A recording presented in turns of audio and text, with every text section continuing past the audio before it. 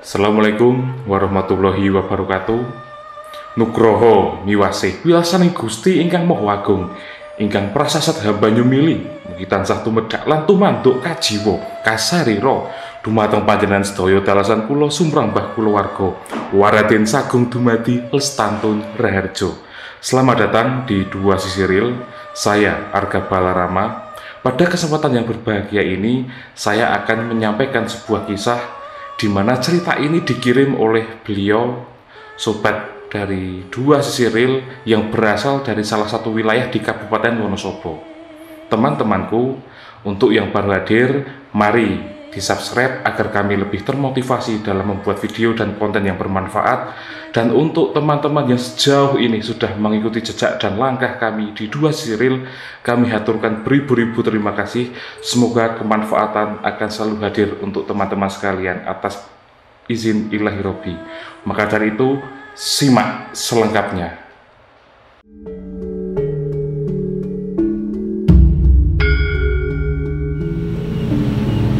Teman-teman, setiap orang pasti mempunyai pengalaman mistis dan hanya menjadi sebuah penalu dalam kehidupannya masing-masing.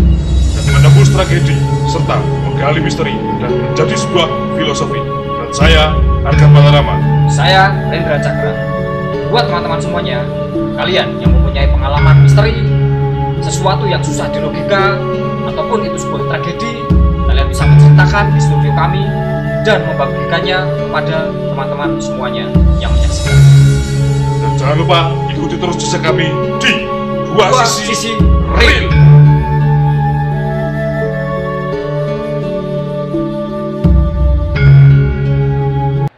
Cerita ini berasal dari wilayah di Kabupaten Wonosobo, di salah satu desa. Nah, kebetulan di desa itu memiliki beragam potensi sumber daya alam. Dan memang dominan masyarakat di situ, mata pencahariannya itu adalah sebagai petani yang berada di kebun. Nah, di satu sisi, sebutlah namanya itu Pak Sukir. Beliau ini adalah petani palawija, banyak menanam seperti jagung, kemudian ubi, kemudian ada cabai, dan berbagai macam sayur mayur yang lain. Ladang dari Pak Sukir ini berada di sebelah timur desa, dan itu merupakan lokasinya itu di paling pojok, sehingga berbatasan langsung dengan vegetasi alam yang itu milik dari perhutani atau hutan hujan. Nah, menjelang panen raya, biasanya Pak Sukir ini setiap malam itu mengelilingi area ladang yang dimilikinya, karena ladang milik Pak Sukir ini juga berada di beberapa tempat, tidak hanya satu tempat. Nah, tahun-tahun sebelumnya Pak Sukir itu juga sudah mulai belajar untuk menembak, karena dia juga mengantisipasi ladang itu dari hama-hama seperti ada babi, kemudian ada tikus dan yang lainnya. Sehingga Pak Sukir ini sedikit demi sedikit dia juga mulai hobi untuk menembak, seperti adat di desa itu pada umumnya. Nah, kebetulan menjelang bulan Juni, saat itu sudah mulai musim panen raya, milik Pak Sukir ini akan dipanen kisaran 20 hari lagi.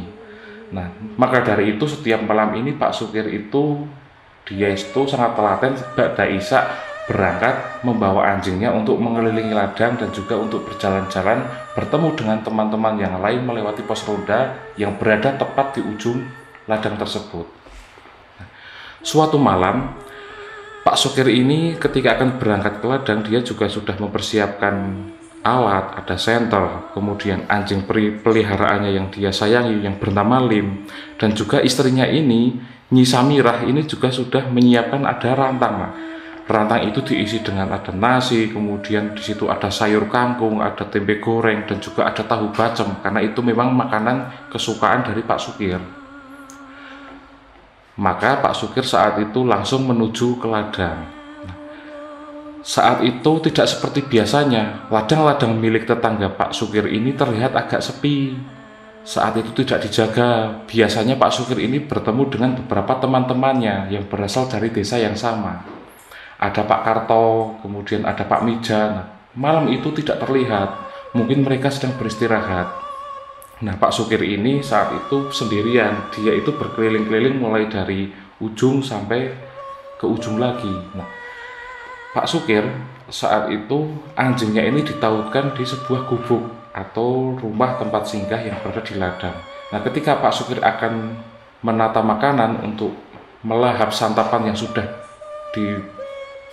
dibawa yang tadi dipersiapkan oleh istrinya, anjing Pak Sukir ini tiba-tiba menggonggong. Nah, di situ Pak Sukir langsung respon. Dia langsung mengambil senapan anginnya, digendong di tenteng, dan juga Pak Sukir ini menghampiri anjing tersebut. Nah, anjing tersebut langsung dituntun oleh Pak Sukir, mengarahkan di mana dia menemukan hal-hal yang ganjil.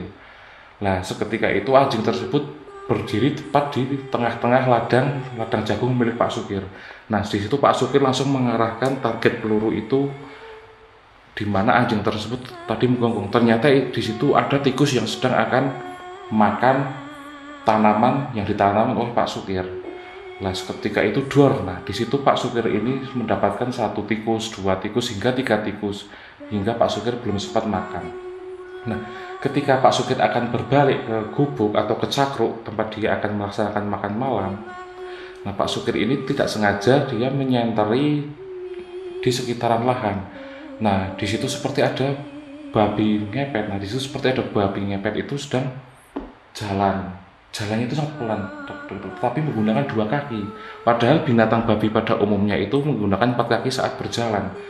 Nah, sontak seketika itu anjingnya Pak Sukir ini menggonggong. Saat dia menggonggong, Pak Sukir ini langsung mengejar, mengikuti anjingnya itu. Nah, sampailah di mana babi itu sedang menghadap berlawanan dengan Pak Sukir. Sepertinya dia memandang sesuatu. Nah, Pak Sukir ini mengarahkan tembakan kepada babi itu. Ketika ditembak, Pak Sukir ini langsung terbelalak kaget. Karena apa? Tiba-tiba babi itu langsung lari dan tidak terlihat lagi. Nah, akhirnya anjing itu pun dibawa Pak Sukir menuju ke tempat cakruk untuk makan malam. Nah, setelah makan malam, hal yang ganjil, kemudian hama-hama yang biasanya ini Pak Sukir temui saat malam itu tuh sudah tidak ada. Nah, 3 hari kemudian Pak Sukir ini akan kembali melaksanakan dia patroli di sekitar ladang di mana untuk dipersiapkan. Nah, tetapi saat itu kemudian Pak RT mengetuk pintu sekitar setelah maghrib. Nah, Pak RT ini meminta tolong, Mas, tolong. Loh, Pak Sukir bertanya pada Pak RT, ada apa Pak? Itu di masjid ada yang mengganggu. Nah, Pak Sukir langsung tak, loh, ada yang mengganggu, siapa? Tolong Pak, itu ditembak saja. Loh, Pak Sukir ini kaget, bukannya masjid ini tempat untuk beribadah, di situ juga banyak orang-orang gitu kan. Nah, Pak Sukir tanpa berpikir panjang, dia mengambil senapan yang berada di tembok. Nah, setelah mengambil, Pak Sukir ini bergegas menuju ke masjid. Nah, di situ Pak Sukir ini kaget. Anjingnya juga mengikuti di situ. Anjing Pak Sukir ini terus berteriak, dia terus menggonggong. Ternyata di dalam masjid itu, para jamaah ini berhamburan keluar karena di situ ada babi yang dari tadi meronta-ronta, berjalan ke sana kemari, bahkan sempat keluar. Ketika babi itu melihat Pak Sukir keluar, Pak Sukir langsung menembak, tetapi tidak kena. Kemudian saat babi itu kembali masuk ke dalam masjid, Pak Sukir ini membidik dari luar jendela. Pak Sukir melihat betul, wah ini kok ada babi hutan sampai ke sini. Nah, tanpa berpikir panjang, Pak Sukir ini menarik pelatuknya. Ketika duor, peluru itu mengenai tepat di kepala dari babi itu. Tetapi babi itu tidak mati. Saat dia terpental jatuh karena terkena peluru, babi itu kemudian bangun lagi dan langsung lari meninggalkan masjid itu, melewati pintu di depan. Nah, di situ anjing Pak Sukir ini terus berlari. Dia menggonggong. Nah, karena arahnya menanjak naik, akhirnya Pak Sukir itu mengikuti di mana anjing itu berlari untuk mengejar babi. Nah, beberapa saat kemudian, kehebohan di kampung itu menjelang Isya itu sangat ramai sekali karena ada babi berlarian di sekitaran kampung. Nah, di situ juga Pak Sukir ini mendengar tetangga-tetangganya bilang babi ngepet. Banyak juga ibu-ibu yang di situ itu menggerutu, babi ngepet. Kemarin uang saya hilang, wingi duitku hilang. Nah, tetapi babi ini tidak bisa dikejar oleh siapapun. Di situ juga banyak bapak-bapak menggunakan senter dan juga obor karena memang jalan dan penerangan di situ agak kurang. Nah, ketika itu anjing Pak Sukir itu tiba-tiba kembali. Nah, karena Pak Sukir sudah paham karakter dari anjing Pak Sukir ini mengikuti anjing tersebut. Nah, ketika mengikuti anjing tersebut, ternyata anjing tersebut mengarahkan Pak Sukir ini untuk menuju ke polsek. Nah, Pak Sukir sontak langsung masuk ke polsek. Nah, setelah Pak Sukir sebelum masuk ke polsek, itu sudah ada 2 polisi mengadang. Pak, barusan ada babinya langsung menuju ke hutan. Nah, Pak Sukir tanpa berpikir panjang, karena jalan ke hutan adalah juga jalan untuk Pak Sukir ini menuju ladang.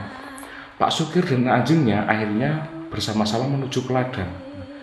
Warga yang lain juga sudah ada yang kembali ke rumah dan juga masih ada yang berpatroli di sekitaran desa. Nah, di situ Pak Sukir berpencar dengan warga yang lain di sekitaran ladang. Nah, ketika Pak Sukir ini memasuki ladang, di situ suara babi itu semakin jelas, grok-grok, grok-grok, grok-grok. Nah, Pak Sukir ini langsung pelan-pelan. Nah, anjingnya saat itu juga berjalan sangat pelan-pelan. Dia tidak menggonggong tetapi mencium aroma yang berbeda saat itu. Ketika Pak Sukir ini melihat ke bawah, karena di situ ada seperti bekas kaki. Nah, di situ Pak Sukir ini sempat istighfar, astagfirullahaladzim. Pak Sukir ini melihat bahwa kaki itu bukan seperti bekas telapak kaki babi, tetapi seperti telapak kaki manusia biasa. Di sini Pak Sukir kemudian agak bergetar, tetapi di sini Pak Sukir juga masih menguatkan dirinya bersama dengan anjingnya. Pelan-pelan Pak Sukir ini sangat berhati-hati. Semakin dia kemudian masuk ke dalam ladang, akhirnya di ujung ladang milik Pak Sukir ini sudah tidak ada celah, karena di situ sudah ada gedung atau seperti jurang kecil yang langsung terhubung oleh pohon-pohon pinus milik perhutani. Nah, sontak seketika itu Pak Sukir ini melihat dengan jelas bahwa babi itu sedang berhadapan-hadapan dengannya, tetapi di seberang, di kayu pinus. Nah, saat babi itu mulai turun, babi itu seperti posisinya itu santai. Nah, Pak Sukir ini pelan-pelan dia membidik tepat di kepala babi itu. Warga yang lain di situ tidak tahu keberadaan Pak Sukir di mana. Mereka juga masih sibuk untuk mengurusi ladang mereka dan juga mencari babi itu. Tetapi di sini Pak Sukir karena menemukan momen yang pas untuk membidik, Pak Sukir langsung mengarahkan tepat di tengah-tengah dahi dari babi itu. Seketika itu Pak Sukir dengan mantap langsung menembakkan. Nah, di situ babi itu langsung terguling. Saat terguling, anjing Pak Sukir ini langsung lari. Nah, ketika anjing Pak Sukir ini lari, anjing itu langsung menyerang dari babi itu.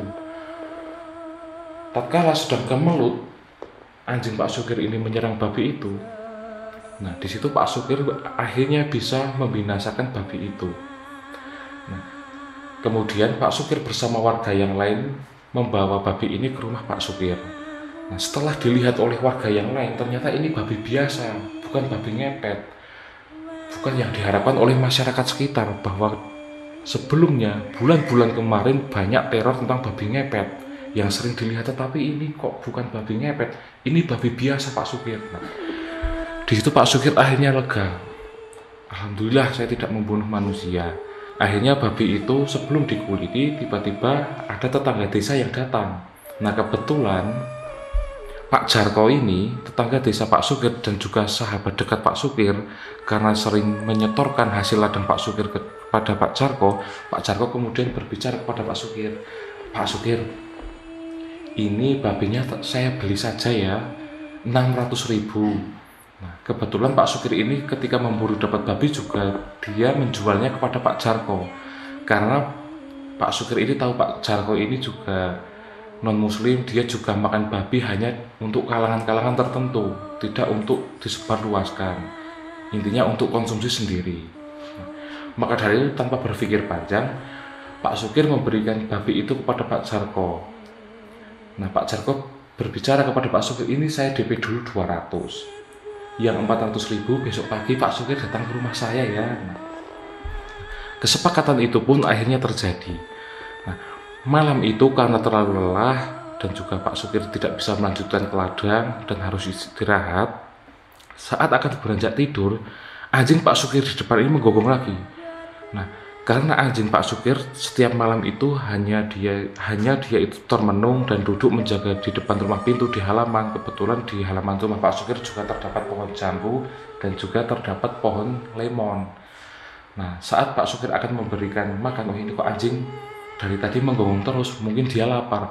Pak Sukir saat akan memberikan makan pada anjing, nah di situ Pak Sukir ini sempat melihat di atas pohon jambu milik Pak Sukir.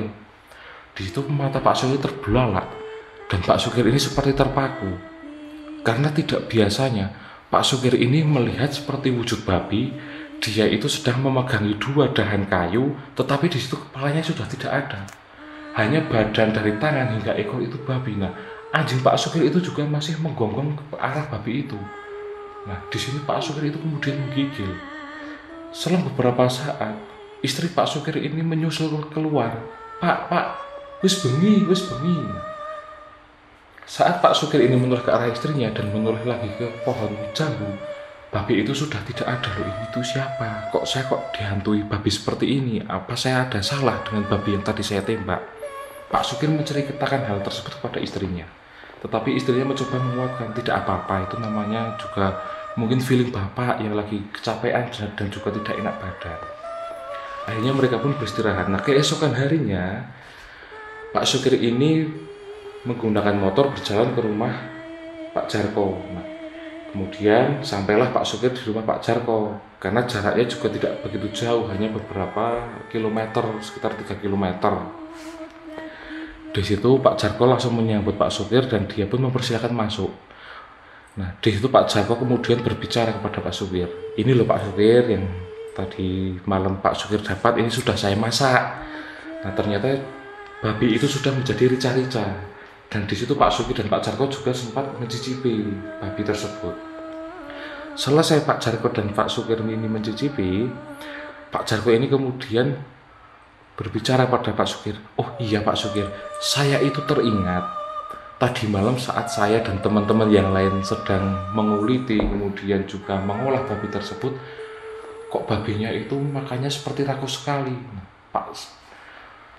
Pak Sukir ini bingung, loh rakus gimana? Coba di sini. Nah, kemudian Pak Jarko ini menggandeng tangan Pak Sukir, dia menuju ke belakang.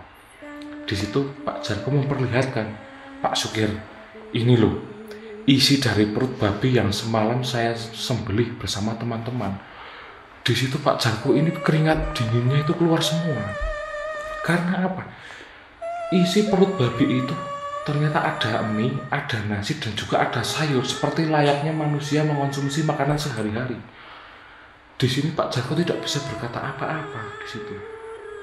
Tetapi di situ juga Pak Sukir itu hanya diam saja. Pak Sukir juga tidak membeberkan kalau di desanya sedang terjadi teror babi ngepet. Tetapi di situ Pak Sukir masih bertanya-tanya, apakah ini babi ngepetnya? Di sela-sela ketakutan Pak Jarko, Pak Sukir menjelaskan, udah Pak, tidak usah takut, namanya babi memang kadang seperti itu. Nah, singkat cerita, setelah dibayar pelunasan yang 400, Pak Sukir ini pulang. Nah, begitu pulang, Pak Sukir tidak sengaja melewati rumah tetangganya. Di situ ada tetangganya yang sedang menangis bersama anaknya. Sekitaran, yang satu itu umurnya sekitar 56 tahun dan anaknya itu umurnya 40 tahun. Kebetulan ayahnya itu beberapa bulan lalu itu pergi untuk merantau ke Kalimantan mencari nafkah. Nah, saat ibu itu menoleh ke Pak Sakir yang sedang lewat dari jendela, tiba-tiba ibu itu langsung menutup korden jendela. Di situ Pak Sakir tidak memiliki pemikiran yang negatif ataupun pemikiran yang aneh-aneh. Dia pun juga langsung pulang. Malam hari, ketika Pak Sukir ini akan kembali ke ladang, saat di jalan menuju ladang itu Pak Sukir berpapasan dengan Pak RT. Nah, Pak RT bilang, Pak Sukir, istrinya Pak Suroso itu sekarang sudah pindah, tadi sore langsung pindah. Loh, tadi sore kan masih menangis bersama anaknya, entah ada apa, atau mungkin ayahnya yang di Kalimantan tidak baik-baik saja. Nah, saat itu kemudian Pak RT ini membawa Pak Sukir ke rumah Pak Kiai yang tidak jauh dari rumah tetangga Pak Sukir ini. Sesampai di rumah Pak Kiai, di situ Pak Kiai berkata kepada Pak Sukir, yang kemarin ditembak Pak Sukir itu adalah suaminya beliau. Nah, ternyata wanita dan anak yang tadi nangis yang berada di tetangga Pak Sukir itu, yang ditembak adalah suaminya. Dan ternyata keluarga kecil itu melakukan hal-hal hitam, melakukan praktek babi ngepet sudah 3 bulan. Walaupun mereka kaya, yang kabarnya suaminya ini ke Kalimantan, ternyata suaminya ini setiap malam mencari uang dengan cara-cara yang haram dan tidak baik. Setelah kejadian itu, akhirnya satu dusun ini berkumpul untuk melaksanakan doa bersama bersih desa dan juga ke makam punden. Saat Pak Sugiri ini menyambangi rumah dari istri Bu Suroso yang sudah kosong itu, di situ Pak Sugiri ini memberanikan diri melihat dari jendela. Rumah yang sudah kosong dan dijual ditinggalkan itu ada apanya? Ketika Pak Sugiri ini melihat dari jendela, di lantai itu seperti ada bercak darah yang membentuk seperti telapak kaki, persis seperti beberapa saat lalu saat Pak Sugiri ini mengejar babi tersebut di hutan. Ada jejak kaki, tetapi jejak kaki manusia. Dan akhirnya rumah itu pun dilaksanakan doa bersama mujahadah, dan hingga saat ini alhamdulillah rumah tersebut sudah dipindah tangan, sudah terjual, dan keluarga Bu Suroso dan anaknya ini juga sudah bertobat. Mereka hari ini berpindah tepatnya di Kabupaten Trenggalek, Jawa Timur, di tempat iparnya. Itulah teman-teman 2 sisi real, makna yang dalam serta pelajaran yang bisa kita dapat pada momen dan kisah ini untuk dijadikan sebagai pelajaran. Episode selanjutnya kita akan membawakan cerita yang lebih luar biasa, bermanfaat, dan pastinya untuk kita saksikan bersama. Sekian dari saya, Arga Balarama. Pami yakin warono, kinaryo sarono, hamumayu, hayuning sasomo. Wallahul muwafiq ila aqwamit thoriq. Wassalamualaikum warahmatullahi wabarakatuh.